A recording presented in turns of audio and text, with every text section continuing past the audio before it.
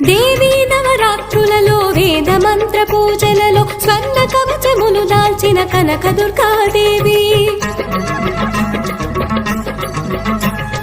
భవబంధాలను బాపే బాలా త్రిపుర సుందరి నిత్యానందము కూర్చే అన్నపూర్ణాదేవి లోక శాంతిని సంరక్షించే సుమంత్రమూర్తి